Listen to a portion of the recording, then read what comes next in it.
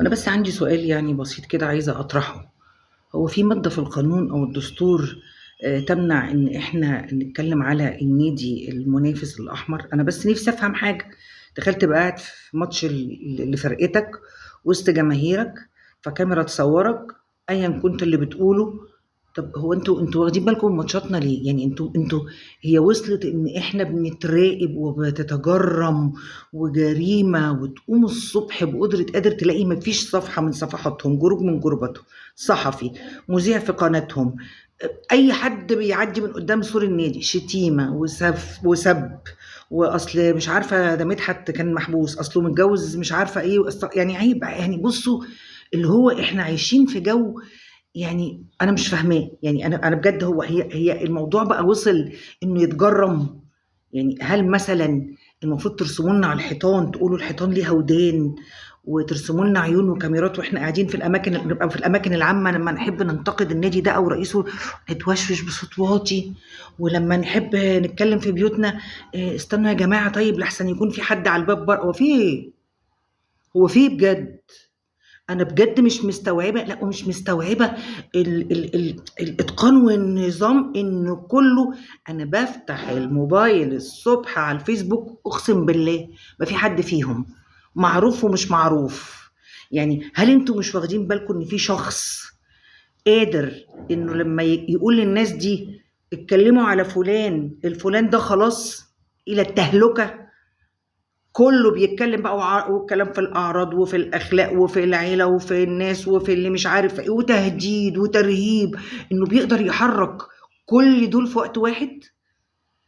اذا انتوا بشوفكم ولو ايه يعني الفترة من كام يوم كده ساعة الماتش بتاعنا صور للأتوبيسات اللي بتودي زي شايفين الأتوبيسات دي تبع مين، وسب علني علني في أحد الوزراء. هو يقول هل محدش واخد باله ان هذا الشخص بيقدر يحرك كل دول وانتوا زعلانين؟ الناس اللي في القنوات بتطبل ليه؟ ما هي لازم تطبل. ده مجلس اداره، انا ما شفتش حاجه. فرح تتكلم مش عارفه عن ايه بوزاره الزمالك، تتوقف شهر، والصفحات بقى تقعد طول الشهر ده سب وقذف وشتيمه والفاظ ويلقبوها بالقاب مش كويسه. هاني حتحوت جاب سيره رئيس النادي، ده جبت سيره رئيس النادي وقلت كلام غلط، لا وما شاء الله في مسؤول بيوقف اي حد. يعني اي حد يتهكم على الزمالك يتريق على الزمالك يشتم، ما حدش اشتكى. طب وحضرتك مش شايف يعني لازم نشتكي؟ يعني هو الاعلام لازم احنا نشتكي ولا حضرتك تشوف الغلط؟ ف هاني حتحوت يقف، محمد فاروق انذار، جاليليو انذار، مش عارف مين النهارده. انا ما شفتش حاجه في المجلس ده غير هو كده.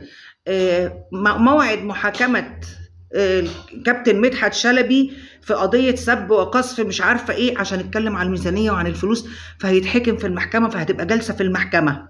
وبعدين بلاغ للنائب العام في مدحت عبد الهادي، وبعدين لو حد فينا اتكلم هيبقى بلاغ للنائب. هو في ايه؟ هو في ايه؟ يعني انا سمعت يعني، وبص برضه دي عدت على كل الناس. ما يطلع رئيس اتحاد الكوره في مجلس الشعب يقولوا له ما تعمل تذاكر لكاس العالم تبع شركه سياحه، يقول لهم ما اقدرش. يقولوا له طب اشمعنى النادي الاحمر؟ يقول لهم لا ده مسنود.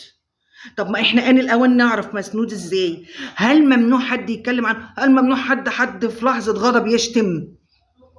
ده احنا بنتنرفز في ماتش بنقعد نشتم لاعبتنا وبنشتم كذا. هو هيبقى اكتر من اللي امام قاله؟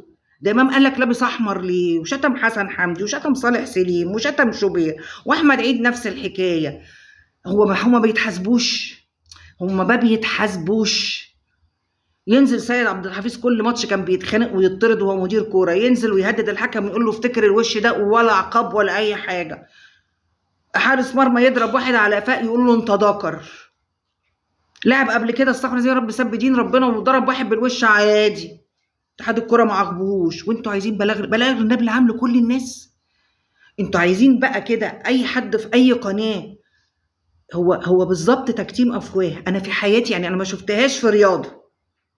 شفت ازمنه كده في الافلام، لكن هي وصلت لمرحله ان اي حد هيجيب سيرتنا هيتقدم فيه بلاغ للنائب العام، وهيتحكم وهيتهان، صورته في كل حته بمنتهى ابشع الالفاظ والاهانات. ابشع الالفاظ والاهانات. مين يعني الناس كلها عارفه مين اللي بيحرك السوشيال ميديا بتاعته ده كلهم؟ قلة الادب، وبتشتم في الزمالك وتقول اصل دول تربيه ما اعرفش ايه وتربيه ايه، اصل دول تربيه زريبه. مين؟ ما انت واخد كل اللعيبه من عندنا. امال انت خدت لعيبتنا ليه؟ انت خدت عمر كمال وياسر ابراهيم والتاني دوت مازو، وخدت امام، وخدت احمد عيد، ده انت واخد لعيبه الزمالك كلها. وبن شرقي ده ما هو كان عنده، انت كنت تعرفه قبل ما يجي الزمالك؟ تربيه مين؟ عندنا حد استغفر عظيم يا رب يعني سمعت انه كان بيشتغل مثلا في مؤسسه عامه وسرقها؟ شفتوا حد عمل مصايب؟ شفتوا حد زور حاجه؟ شفتوا حد عمل مشكله؟ فين انتوا بتقولوا احنا تربيه بتاخدوا لعيبه من عندنا ليه؟ اوعى تقول لي اصل احنا بناخدهم بتربي مين يا ابني؟ ده الواد لحد دلوقتي بيسافر معاك وقت ما هو عايز، وبيمشي وقت ما هو عايز، وبينزل يحضر ايفنت لمراته وقت ما هو عايز. انا نفسي افهم انتوا ازاي راهبين الناس يعني بجد. احنا ما نتكلمش يعني في الاماكن العامه، ناخد بالنا فعلا. خدوا بالكم الحيطان ليها ودان. تخيل انا ابقى في ماتش فرقتي انا وقاعده وقلت اي حاجه، الاقي تاني يوم يرفعوا عليا. ليه يا بابا؟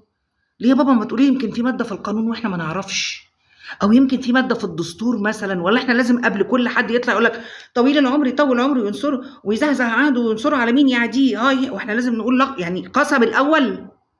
هو لازم نقول حاجه؟ هو انتوا فوق النقد؟ ده انتوا ما بتعتقوش. ده احنا وزير الشباب والرياضه اللي فات كان كل لما يحصل حاجه تنزل الاوامر تبقى صورته في كل حته، واهانات وشتيمه واتهامات وي وي وي وي. الاتوبيسات الفتره اللي فاتت اتهامات وشتيمه واهانات وي وي وي. وانتوا ايه ما بتخافوش؟ هو انتوا بترهبوا الناس؟ هو انتوا بتخوفوا الناس ان حتى هما بيتفرجوا على ماتش ما يقدروش يتكلموا؟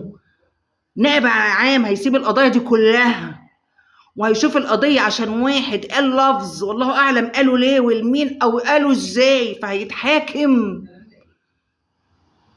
3/4 الإعلاميين بتقعدوهم في بيوتهم. المسؤول فلان 3 أسابيع، فلان شهر، فلان نزار، فلان مش عارفة ليه. إن شاء الله ليه؟ ده انتوا اللي بيشتغلوا عندكم في القناة كل يوم يطلعوا على السوشيال ميديا تهكم وتريقة على الزمالك وعلى المسؤولين كلهم. ده انتوا حكام أهنتوا وتشكيك في زمامهم وفي سمعتهم وصورهم، وحاطين صور ليهم بأبشع الصور والألفاظ. انتوا مفيش حاجة ما بتعملوهاش. أنا نفسي أفهم اللي بيحرك كل ده هم مش شايفين يعني ده يعني أقول لكم إيه؟ إحنا نازلين لمنعطف مش سليم. ده هيقدر يقول النهارده هنقوم نقول على كذا، الكل هيقول كذا. بيحرك الكل. أنا ما شفتش ولاعيبة قدام. ما هو يعني اللعيبة القدام والناس اللي بتشتغل في القناه ما هم لما طلعوش عملوا كده ما هم عارفين مصيرهم اللجنه هيتقال فيه ايه. ده يوم مصطفى يونس قال ما اعرفش اتمنى الزمالك، تاني يوم مصطفى يونس ده اللي كان كابتن الفرقه التاريخي انتوا لخصتوا الجيل ده في لاعب واحد رئيس النادي. لو طلع مصطفى عبده قال كلمه يتهاجم، لو طلع مصطفى يونس قال كلمه يتهاجم، لو طلع فلان بيخافوا يعني يتكلموا. تقول لك اصل مدحت عبد الهادي ده مين؟ مدحت عبد الهادي ده ولاعب ايه يا راجل؟ ده انتوا عاملين واحد اسمه شريف حمزه ولا شريف مش عارفه شريف ايه حازم، عاملينه لاعب كوره. هو ما لعبش غير موسم ونص عندكم لمجرد انه بيطلع يتريق على الزمالك ويحفل على الزمالك. والعيب على هو مش آن الاوان ان عضو مجلس الاداره بيطلع في البرنامج ده؟ حضرتك ازاي تقعد مع واحد زي ده؟ حضرتك ازاي تقعد في برنامج هو قائم على قصف جبهات على الزمالك؟ ازاي يعني؟ هو مش آن الأوان بقى انتوا كمان تقدموا بلاغات للنائب العام ولا ايه بالظبط؟ ولا انتوا يا جماعه لازم مفيش واحد يطلع بعد كده ينتقدهم ويقول احنا عايشين في مرحله رعب بقول لكم. بعد كده ارسموا لنا على الحيطان ودان. انا كنت بسمعها في زمان وفي البرامج كانوا زمان كده، كنت شفت مسلسلات شادو دواء يحطوا واحد كده في كل مؤسسه اسمه الرقيب، شوف مين هيقول ايه ومين هيتكلم يقول ايه ومين وانت في ماتشك هتشجع تقول ايه. ده انت وقعتك سودا. بلغ للنائب العام. بلغ للنائب العام ليه؟ بلغ لان انا في ماتش بتفرج مع فرقتي.